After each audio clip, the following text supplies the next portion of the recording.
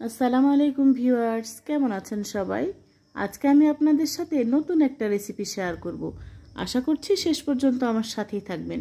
তো এখানে আমি কিছু মুরগির মাংস নিয়েছি, ছোট ছোট করে কেটে তারপরে কড়ার ভিতরে দিয়ে দিলাম পরিষ্কার করে ধুয়ে। এখন এর ভিতরে দিয়ে দিলাম হলুদের গুঁড়া, মরিচের গুঁড়া, লবণ, গোটা মশলা, দিয়ে দিলাম বাটা মশলা। বাটার মশলার ভিতরে ছিল পেঁয়াজ, রসুন, আদা, জিরা বাটা, আর দিয়ে দিলাম সামান্য পরিমাণ তেল। সামান্য পরিমাণ তেল দিয়ে এখন হাতের সাহায্যে ভালোভাবে মেখে নিয়ে পরিমাণ মতো পানি দিয়ে মাংসটাকে রান্না করে নিতে হবে প্রথমে। আর এই মাংসের রেসিপিটি যে এত টেস্টি হয়, আপনারা শেষ পর্যন্ত দেখতে থাকেন। আর এই মাংসের রেসিপি দিয়ে আপনারা যে কোনো ধরনের পোলাও, সাদা ভাত কিংবা পরোটা, রুটি সাথে খেতে পারবেন। আশা করছি সম্পূর্ণ ভিডিওর সাথেই থাকবেন, তাহলে বুঝতে পারবেন মাংস রান্নাটা কেমন হয়েছে। আর অবশ্যই মাংসের পরিমাণ একটু বাড়িয়ে দেবেন। আমি অল্প একটু নিয়েছিলাম, তো আমার কাড়াকাড়ি লেগে গিয়েছিল।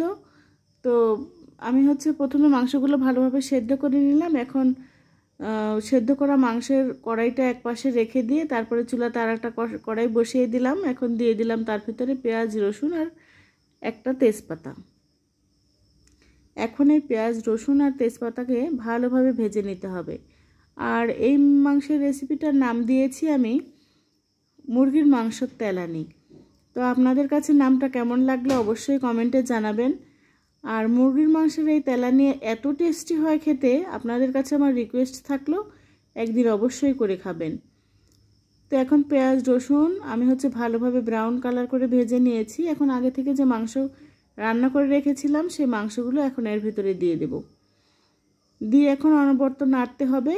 নাড়তে নাড়তে একেবারে যেটুকু ঝোল আছে সেটুকুও শুকিয়ে যাবে, একটু কালাভুনা কালাভুনা টাইপের হবে। আর এর ভিতরে দিয়ে দেব আমি ভাজা জিরার গুঁড়া।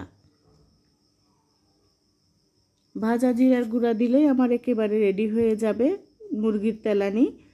তো যেসব ভাই বোনেরা আজকে প্রথম আমার চ্যানেলটি ভিজিট করছেন, তাদের কাছে রিকোয়েস্ট রইল, আমার এই রেসিপি যদি আপনাদের কাছে ভালো লাগে তাহলে আপনারা আমার চ্যানেলটি সাবস্ক্রাইব করবেন, লাইক, কমেন্ট, শেয়ার করে দিবেন। আর আপনাদের সাপোর্ট, ভালোবাসা পেলে আমি সামনের দিনে এগিয়ে যেতে পারবো, এটা আমার প্রত্যাশা।